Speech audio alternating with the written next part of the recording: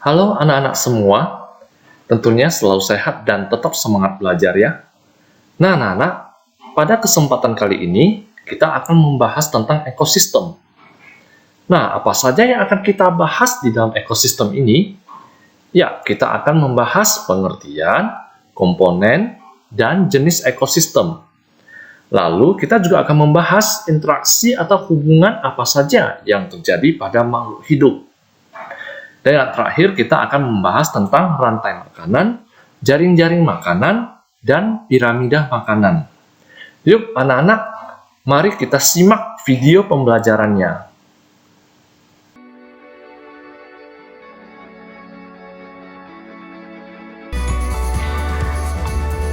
Nah, pembahasan yang pertama yaitu ekosistem ya anak-anak.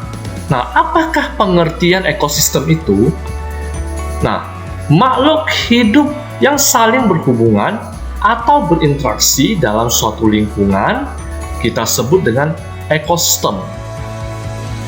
Nah, ekosistem terdiri atas atau tersusun atas dua komponen.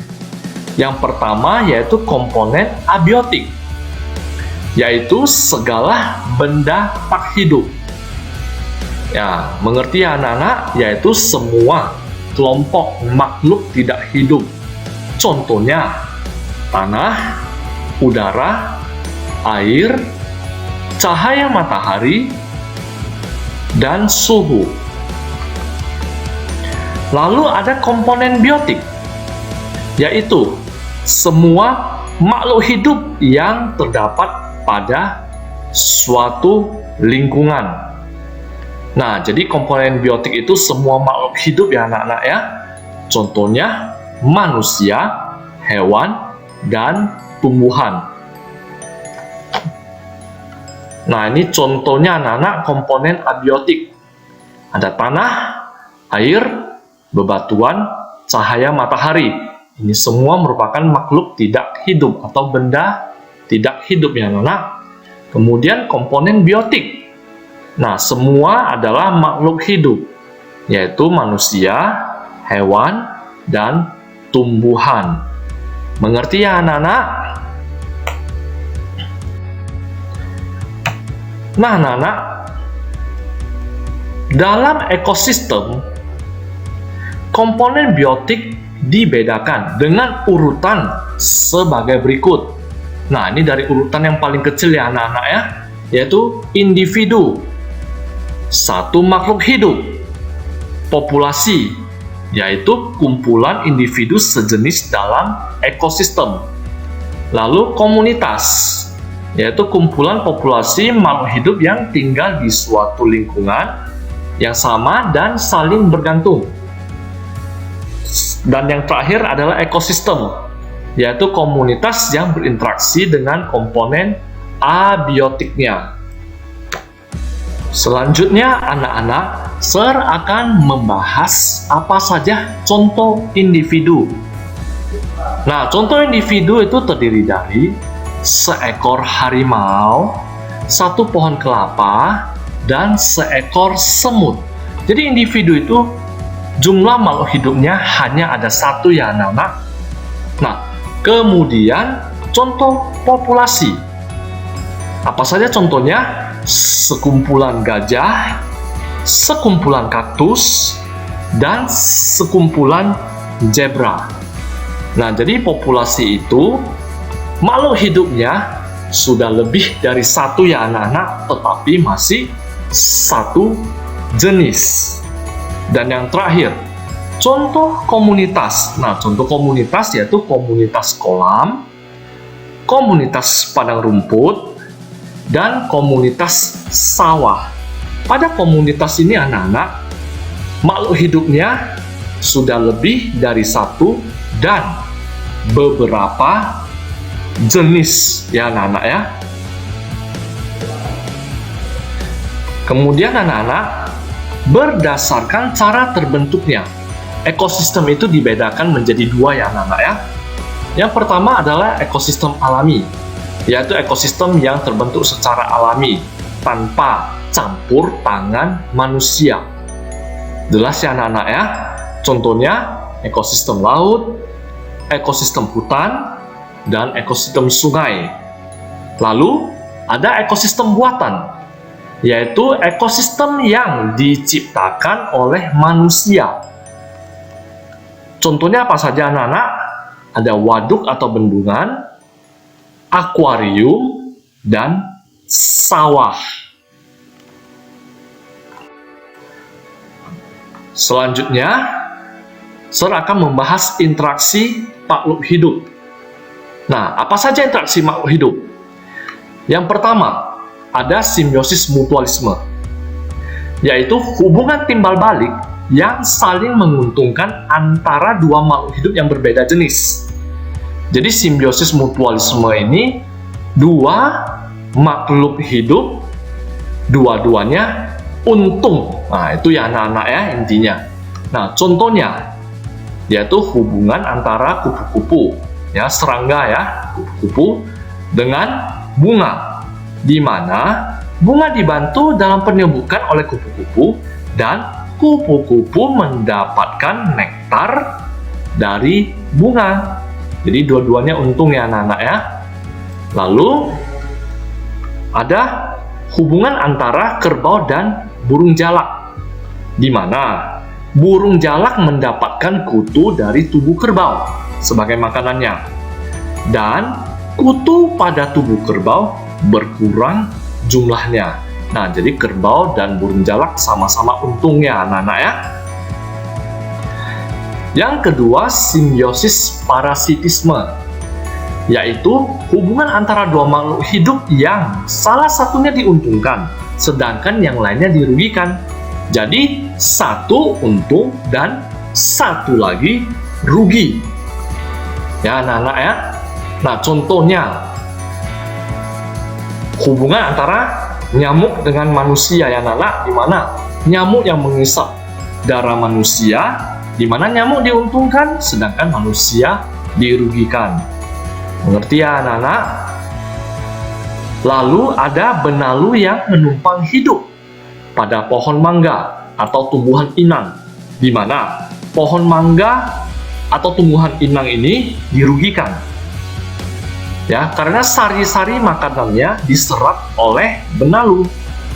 Sedangkan benalu diuntungkan karena benalulah yang menyerap sari makanan dari tumbuhan inangnya.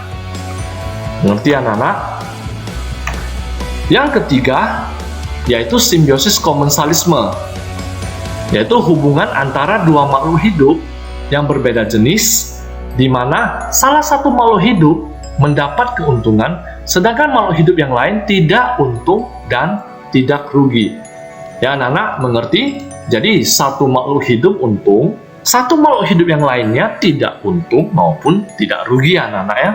Nah contohnya, ikan hiu dan ikan remora, di mana ikan hiu tidak untung maupun tidak rugi, tetapi ikan remora diuntungkan karena dapat berlindung pada ikan hiu. Nah, ini contohnya anak-anak ya, yang besar ikan hiu dan yang kecil ini ikan remora. Nah, ikan remora inilah berlindung pada ikan hiu ya anak-anak ya. Lalu, contoh selanjutnya ada tanaman anggrek dan pohon inangnya. Pohon atau tumbuhan inang tidak untung maupun tidak rugi. Ya, karena tanaman anggrek ini tidak menyerap sari-sari makanan dari pohon yang ditumpanginya. Akan tetapi, tanaman anggrek ini diuntungkan karena berada pada posisi yang tinggi untuk mendapatkan cahaya matahari. Nah, tujuannya supaya anggrek bisa berfotosintesis. Yang keempat, predasi, yaitu hubungan antara dua makhluk hidup, di mana salah satu makhluk hidup memangsa makhluk hidup lainnya. Nah, contohnya seperti gambar ini ya anak-anak ya, singa yang memangsa zebra. Nah, singa disebut sebagai pemangsa atau predator, sedangkan zebra disebut mangsa atau prey.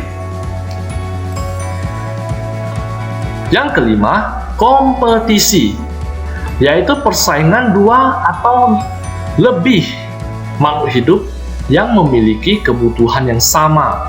Nah, contohnya seperti gambar ini anak-anak ya, yaitu zebra, rusa, jerapah. Nah, mereka berkompetisi atau bersaing untuk memperebutkan rumput sebagai makanan.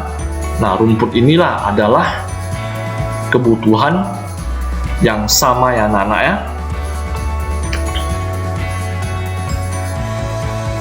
Nah, selanjutnya Sir akan membahas tentang rantai makanan, jaring-jaring makanan, dan piramida makanan. Yang pertama, rantai makanan, yaitu interaksi makan dan dimakan antar makhluk hidup. Seperti gambar di bawah ini anak-anak ya. Nah, gambar di bawah ini adalah rantai makanan, di mana tumbuhan berperan sebagai produsen, tikus berperan sebagai konsumen 1, ular berperan sebagai konsumen 2, elang berperan sebagai konsumen 3. Nah, konsumen 3 kalau tidak ada lagi berarti dia disebut dengan konsumen puncak ya anak-anak ya. Lalu setelah elang mati, maka akan diuraikan oleh decomposer. Nah, mengerti anak-anak ya rantai makanan? Selanjutnya, jaring-jaring makanan, yaitu beberapa rantai makanan yang membentuk hubungan makan dan dimakan yang lebih kompleks. Nah, anak-anak, inilah yang dinamakan atau inilah gambar jaring-jaring makanan ya anak-anak ya.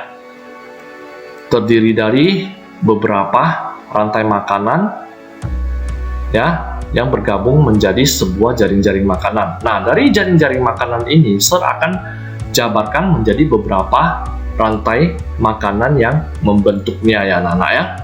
Nah, contohnya rantai makanan yang pertama terdiri dari tumbuhan yang dimakan oleh tikus, kemudian dimakan oleh ular, lalu dimakan oleh elang, kemudian elang mati diuraikan oleh pengurai ya anak-anak ya. Nah, contohnya seperti ini gambarnya. Tumbuhan dimakan oleh tikus, lalu tikus dimakan oleh ular, lalu ular dimakan oleh elang, kemudian elang mati diuraikan oleh pengurai.